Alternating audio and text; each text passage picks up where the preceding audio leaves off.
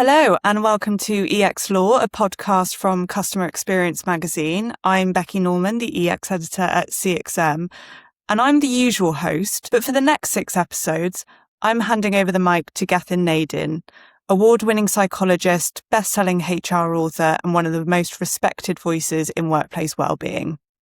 He's hosting a special series for us called The Good Work Effect. And in each episode, he sits down with a different expert and asks them all the same question. How would society change if more people had genuinely good workplaces? There's no prep, no running order, no agenda, just that one question, and we'll see where it takes them. In this first episode, Gethin is joined by Professor Sir Cary Cooper, knighted for his contribution to the social sciences, author of more than 250 books, and chair of the National Forum for Health and Wellbeing at Work. They get into why your line manager matters far more to your working life than anyone in the C-suite, what Britain should be doing about the 1 million+ young people currently out of work or education, and why strategic wellbeing looks nothing like a fruit bowl and a wellbeing day.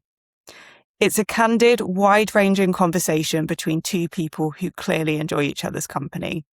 So I'll leave you with them. Enjoy.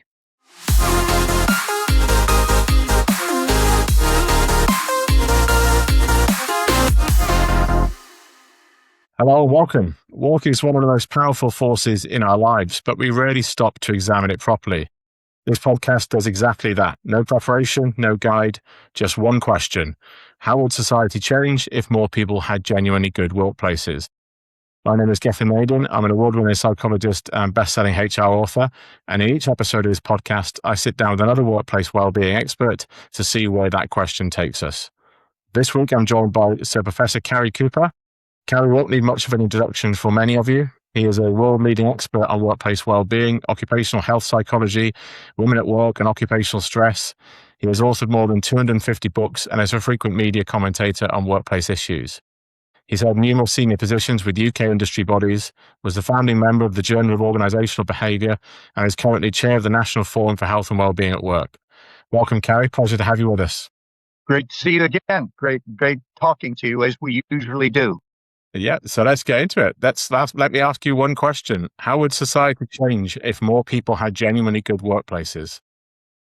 The evidence is kind of clear. If you had an emotionally intelligent boss, if you had the ability to work flexibly if you wanted to, if you had some autonomy and control over your job, you'd be more productive, suffer from less stress-related ill health, and the economy would benefit in the end. But the evidence has been mounting on that anyway. There's tons of evidence globally now that if you treat kind of health and well-being at work, employee health and well-being at work, and you treat it as a strategic issue rather than, the well-being day, the ping pong tables, the massages at your desk, the smoothies and all of that. By the way, I like all that stuff. Yeah. But, it's fun to have a well-being day, but that's not strategic well-being. If you want to make a difference, it's got to be strategic. It's got to be a board issue. It's got to have a senior leadership. It's got to be a senior leadership issue, because you frequently hear CEOs and HR directors say the most valuable resource we have is our human resource. I've heard that 1 billion times. But unless you action that and do something about it, in other words, find out from people how they perceive their job, how they perceive their line manager, what would they like. I'm not saying that individual employees should be exceptionalist and we should just kowtow to anything they want. But there should be a dialogue, a psychological contract between them and their boss and the organization about what suits them and what suits the organization. Then they come up to a meaningful compromise, and that is the way you do business. Do you feel like it felt like this relationship between employers and employees, because of the pandemic, switched in the favor of employees? So they kind of, or on the run up to the pandemic at least, employees probably generally felt like they had more choice. There were more jobs available. They felt probably a bit more empowered. And that's not the same situation now. And at the same time, we're seeing the rolling back of some of those rights, return to office mandates. Obviously, a lot of focus in the US of kind of de-investing in diversity and inclusion initiatives. Do you think that flux will continue? Like, the employers won't necessarily do all the great things for employees when the going's tough and they don't feel like they should be doing that. You're certainly right. And the most important thing, which you left out, is AI and its impact potentially on employment and the individual. Sure, all the things you mentioned plus AI. And you don't have employees having the kind of power, in a sense, that they might have had, just after the pandemic, during the pandemic, and just after it. But in a way, if you want to retain good people, and since in the UK terms, we have the other problem is that we have Brexit. So we don't have as many Eastern Europeans or Europeans generally coming over here and working here that they used to before 2016. So if we want to retain and attract talent, we have to change the work environment, and particularly the Z generation and the young millennials, they require it. The snowflakes, as some senior people call them, are not snowflakes because, they can't be bothered. They want an easy life. They want a 20-hour week. No, it's not that. They want a good quality of working life. You want to attract that generation? They're the next generation. They're the IT, they're the AI generation. You want them, you want to attract them, you want to retain them, then you better change the culture. And I think, and there are not a lot of them. So I think we have to look at talent retention as a main driver. It's not the fact that 55% of all long-term sickness absences for stress, anxiety, and depression, the common mental disorders. That's one cost factor, which of course Charlie Mayfield has said that, the 2.9 million people are long-term sick, and the biggest single cause of that is the common mental disorders. 2.9 million out of a working population. I don't know what the working population is in the UK. It must be 40 million or something. That's a hell of a lot. And you want to bring them back into the workplace. And by the way, that doesn't count the presenteeism people. We can add a number of people onto that. Another million or more, probably 2 million. Who knows what the number is? So I think it's in the long-term interest of the employer to create the right atmosphere, train people up for the new technological era, the AI era, and you'll retain them. You'll get a lot out of them. And they want to work hard. They just don't want to work consistently long hours. They want to get a life. Yeah. So what's wrong with that? Where's the evidence? Where's evidence that a 60-hour week is productive? The evidence is if you work consistently long hours, you will get ill. I did a meta-analysis of all the studies. I published it. If you consistently work long hours, by the way, long is over 40. Okay. It's not 60. If you do that, there's been tons of studies showing that long is not productive. Come on, we know that. Consistently long. Yeah, in any 1 week, it's okay. But if you're consistently, like some investment banks create a 60-hour week culture in the office, and you're not going to be productive doing that in the long run. So you want to retain your talent. You want them to deliver. AI will mean we won't have to work the 60-hour weeks. We can have a life outside, which will make us also more productive because we're having another aspect of our life, i.e. our family, relationships, and so on. Let's go back to young people because I imagine you lecture a lot of young people, so you spend a lot of time with young people. In the UK at the moment, we've got kind of 1 million plus of what they call NEETs, those kind of not earning, not in education or training. It feels like a huge portion of people that are just saying, like, the cards are stacked against me, I'm not playing this game, because they're not going to get the same standard of quality of living that even my parents got. They couldn't afford the house. I could barely afford the kind of house my parents have got, and I get paid more than my parents ever did. And so it just feels like people are almost withdrawing a little bit from what we saw was this: if you work hard and you put in the hours, you'll get the promotions, you'll get the big house, you'll get the cars and holidays. I think it feels like a lot of young people just realize that's not going to happen for them, so they don't want to play the game in the same way. Why is that the case? Why do we have these 1 million plus NEDs? nets, or whatever they're called, NEET or whatever it is. Why do we have it? And I think it links quite a lot to the financial crisis of 2008, 2012, in the sense that their parents, they're the generation whose parents gave their all to organizations and were dumped during that really bad financial crisis. It was a heck of a lot worse financially to us than the pandemic was. And it lasted a long time. That was 2005, 2008 to around 2012 to 15. I mean, it was that long. The impact of it gradually tailored off. But and I think that generation have said, you know, I'm never going to afford a house until I'm 35. There's no way. My generation bought houses at 25. Yeah. They don't have this great heavy load on their back of a mortgage and that kind of stuff. Therefore, I think there's a proportion of those people who say, I want good work, and maybe are not and can't find it, and then go on the dole, and then, don't get the training, perhaps because they don't have the money to go get the training they need, because they may want to do a degree or a master's degree or some qualification or another. So I think we're dealing with a generation that was affected by that, or saw the impact of that they had on their parents, and want good quality of working life. And maybe they just leave, like I said about they're the snowflakes. And they'll leave and maybe say, I'm fed up. I'm not going to find anything good. What I'd like to do is get those people, some of those people, to create their own businesses. Come on, they're IT literate.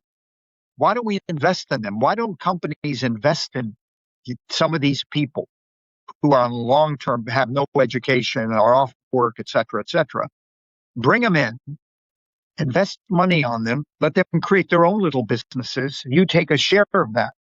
And let's be imaginative. How can we get a number of those million plus kids back into the workplace?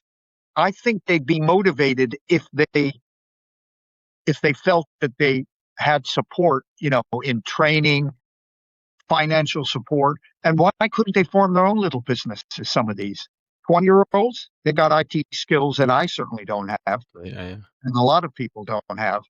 And I think we have a lot of options here, and we have to give them training and development, that's for sure. And maybe we should go back to the old system, the ITBs, the Industrial Training Boards. You're probably to remember, I was in England at that time in the 70s. Now, the Industrial Training Boards took money from every organization in their sector, like the construction industry, let's say, took money. I think it was 1% of the pay, what they paid their employees was 1%. Went to the Industrial Training Board. Then they could draw on that Industrial Training Board for nothing to get the training for their people. They could bring in people under that kind of rule and get some funding. So government could do something like, I thought the ITBs were a great idea. There's still a couple going, strangely enough, from the 1970s. We have to start thinking, how do we get the 1+ million back into the workplace, engage them, motivate them, invest in them? That's one. Then we have to get the 2.9 million are off on long-term sick back into the workplace. And that means being pretty flexible there. And what you do there is you say, you don't have to stay at home. You can come in. You've got mental health issues? Fine. You need to be treated? Fine. But there may be something you can do a day or two a week. Yeah. Be more flexible. They're not either off or they're in.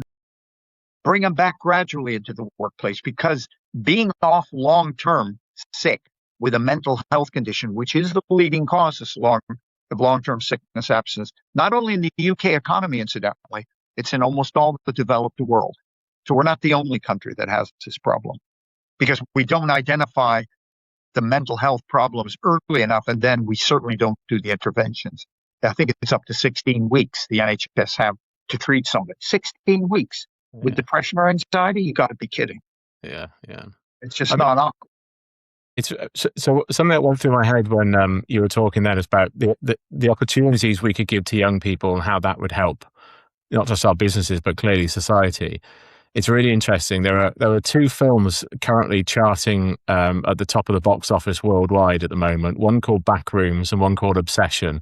They're both horror films, but they were both created by young men in their very early 20s. And they're both on track to become two of the most profitable films that have ever been made, because they were made with such a small budget but have generated so much. And I think it's a really good example, right? You give somebody the chance. You're not looking whether they know how to use a computer or this equipment. You're not looking for 10 years of experience. Somebody took a chance on two young people, and it's really, really paid off for those box office results. Well, why can't some of the big boys in our economy actually help fund young people to develop their skills and talent? Many of them are just IT related in one form or creative. They're creative people as well. Why don't we do that? And they can take a share of the business. They're investing in them, and then take 25%, 50%. Who cares? Give them opportunity. See the talent. I mean, that's that would be very entrepreneurial, and I think we'll deliver for some of them, and others need development, training, and so on. So different people need different things, and you have to plan how you're going to do something and try to think outside the box, as they say. You really need to think of clever ways of engaging that generation or off, that million plus generation, as well as the 2.9 million on long-term. No, I mean, that's 4 million people. Yeah. That's probably 10% of our workforce. That's enormous. I think, like you say as well, that there's people, young people in general, are working in businesses with skills that the businesses don't even know that exist amongst those people. So I'll give an example. There's a company I did some work with years ago, digital marketing agency, that employed a young girl in her 20s to work in the marketing team. And I think her job was to write content or something like that, kind of B2B thought leadership content. Yeah. She wasn't very good at that. And so they decided to not let her pass her probation, and she left and got a job elsewhere. They later found out that she had a YouTube channel which she created for baking during the pandemic, just as a bit of a hobby. And she had about 150,000 followers watching her baking videos every week. And we were like, the marketing team had somebody that could create content, create an audience, reach out to people and build that community. And you let that person leave your marketing team because you didn't even know that they did this stuff that you could have used. They were looking down this narrow lens of, can this person do the specific job I want them to do, rather than, that's a really talented person, can I just put them somewhere else in the business and really benefit from that? Absolutely. I noticed that I have a lot of grandchildren, and one of them at 11 was making films on her mobile phone. Oh, really? And they were good, small little films, 10-minute films. And I was really shocked. When she was 11, she was doing that. She's kind of stopped doing it now. But I thought to myself, and they were good, and she had talent. I could see. I mean, she's so IT literate. That generation is so good. And then with the aid of AI, can you imagine the creativity? And this country is very good at making money on the creative industries. We're fantastic at it. Through the BBC, through a whole load of, filming and acting and everything. So we have a lot of possibilities, and using that generation, trying to help them, we need to do something. And it needs to be innovative. We need to find innovative ways, and business should help that and invest in these kinds of, whether that's their generic sector in a way. The creative industries, for example, might be one. They help out. That could be marketing companies as well. Big marketing companies. Doesn't have to just be television or any film production. Yeah, but Britain has so much talent. It just astounds me that we have so many people not contributing, feeling either isolated and not really getting the kind of investment and coaching and what they need to actually do the business. And so, let's change direction slightly. You've been doing this workplace work for quite a long time. When you and I have spoken before, we've talked about the Charlie Mayfield review feeling very similar to your own review back in kind of 2008, I think it was. What needs to change? Like, what do you think needs to change with employers to start to make a real difference here? Like, it feels like the government's going to do more and put more pressure on employers, and that'll force some of them to act a little bit more than they had before. But if you could wave a magic wand, what would you want every employer to start doing to better service their people? I can think of about 5 or 6 things. Let me go to what I think number one. So in 2018, a number of HR directors and chief medical officers came to see me at Metric Business School. And they said, we want you to do something. We need to do something about health and well-being. We got to be more productive. We got to get rid of the stress-related ill health. This is causing a lot of problems. Will you create it? I created the National Forum for Health and Wellbeing. We now have 55 global employers in it, and big public sector bodies like the BBC. All right. So when we met the first time in 2018, this before the pandemic, we just actually launched a report we did in the House of Commons last Tuesday night. Okay. We launched a report on what does good look like, the metrics, how do the organizations do it. But in 2018, the first question I had when these 8 or 9 people came to see me, and we're only going to have about 20. We now have well over 55, probably near 60. I mean, all big names. It's not the SME sector, but it is the public sector as well.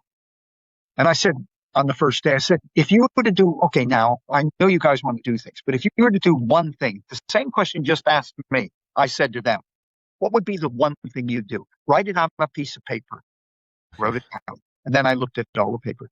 And all of them, almost all of them, bar I think 1, maybe 2, said the line manager. We don't have the right kind of line manager. You want change? You want people to recognize good quality work, be emotionally intelligent when it comes to managing their staff, team built well, get people motivated. You have to have people where there's parity between their technical skills and their people skills from shop floor to top floor. You have to do that. That's the only way we're going to change the culture. You're not going to, an organization is a ship, a big tanker heading for a port, right? And I remember once being asked about the NHS. What do we do about the NHS? How do we get it to get to the port we want to and quickly? I said, well, one size does not fit all. What we need is a flotilla of ships, i.e., the various hospitals that we have. And they can take different directions depending on their navigation and the issues that they have and the obstacles they have in the way of them, given the ports they're coming from.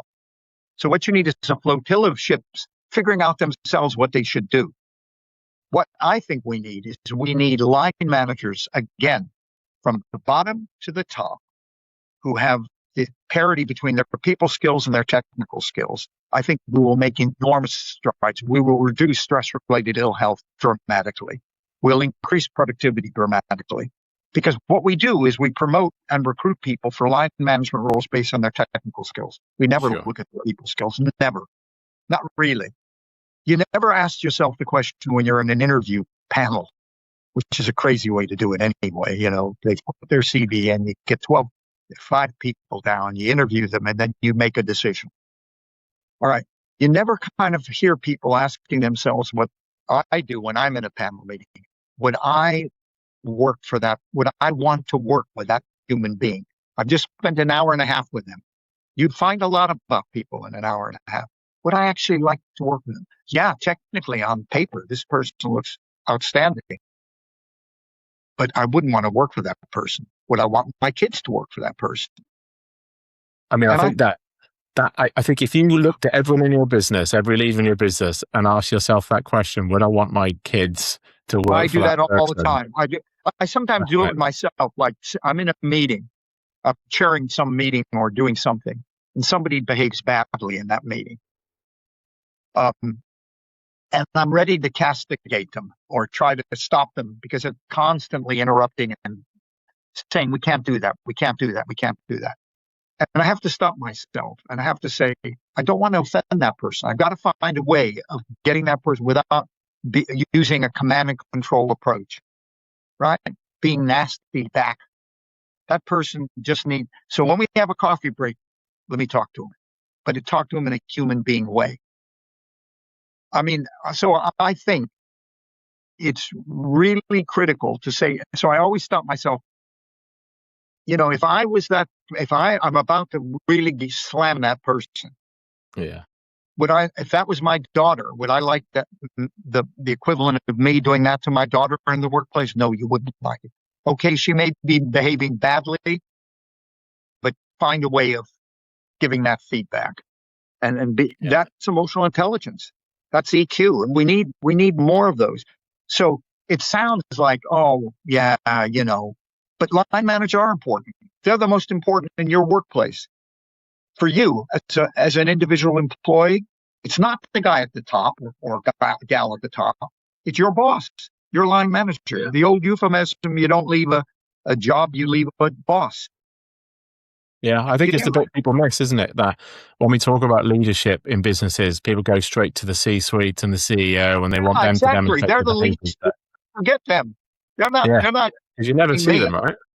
No, you never see those people. Who you complain about when you go home to your partner is Fred, my line manager, who's a pain in the ass. Yeah. That's the way you deal with it. So for me, the most important thing is the line manager thing. The National Forum is now looking at that very seriously, and we're doing a report on that. We're starting to collect the data and everything, and we know what the evidence is already. So that's kind of one thing I think is important. In fact, I think that's the most important, because what do they do? If you have the right kind of person in, they engage their team, they motivate them, they recognize them when they do a good job. Great job, Cary. That was really wonderful what you did, rather than just ignore it. So if you think about it, they determine your working hours, your ability to you work flexibly or not work flexibly. It is your line manager ultimately who's responsible for your health, well-being, and productivity. And productivity is a problem in the UK. We're tied bottom of the G7 on productivity per capita with Italy, and we're in 17th in the G20. That's not healthy.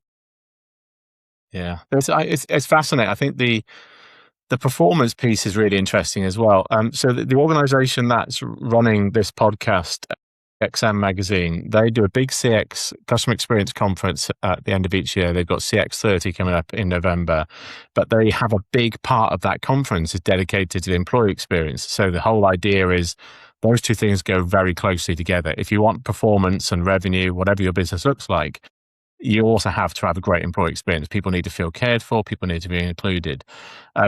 What's your view on kind of using people in that way to create better outcomes? Because I know the evidence is there about profitability, shareholder return, but this kind of boots on the ground. If you're the manager of a retail store, for example, that is really investing in people and really cares about people, I assume there is a lot of evidence to suggest that that store gets better, right, through any metric of success. You're effectively saying that we need employee voice and we need it on a regular basis. Yeah. And we see that. Anytime, when I had my University of Manchester spin-off company, our job was to go in and get employed. We used like went in and found out what people thought of the organization, anonymous. But everybody, we had very high acceptance rates for that. Something like 60 or 70% people would fill it in. But it would be anonymous. But we've been able to then break it down demographically. Say, let's take a look at men, women, that department, young people.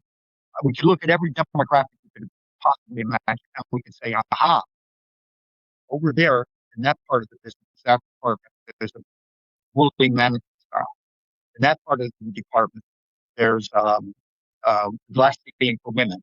And another part, the long working hours. We could identify the problem. Just like you walk to your GP, you're walking in your GP. The last thing you want your GP to do is start to write a prescription before you open your mouth. You need, as a patient, to be able to explain your symptoms, how you see what's happening to you. The same thing applies employee voice is fundamental. That would have been my second one, but that's a part of the strategy. Line managers, number one. Employee voice, really important. Regularly employee voice. And you can do that. By the way, increasingly, we can do that more virtually. We don't have to have the employee survey, which is usually pretty rubbish. And it's once a year. What do you do that for? That's useless. We need to do it. We have mobile phones now. We could find out how people think and feel daily. We wanted to. Yet see changes in it. We have the technology now to say to people, tell us how you feel. And it doesn't identify you, goes into a pot. And then somebody could be looking at that pot and say, I see a trend in that part of the business. Employees feel that they're being bullied, or they're being forced to work long hours consistently, or whatever the issue is, because it will be an issue. And then you can deal with the problem instantaneously rather than the employee survey once a year, which I don't think is very worthwhile. Excellent. I could talk to you about all this stuff for a long time. I've admired you and your career almost my entire career. I've quoted you in both of my books, I think. We've been lucky enough to start spending a bit of time together recently, and we've shared the stage together. It was Man City Stadium, wasn't it? Which is your neck of the woods. Yeah, exactly. And I just, really appreciate all the work you've done throughout your entire career. And I feel like you're paving the way for people like me to follow. And the fact that you're able to spend time with me in this way, I'm going to keep pushing. I want us to become best friends at some point. So I'm going to keep pushing to spend time with you. Okay, no problem. Anytime, mate. Really enjoyed talking to you. Thank you very much.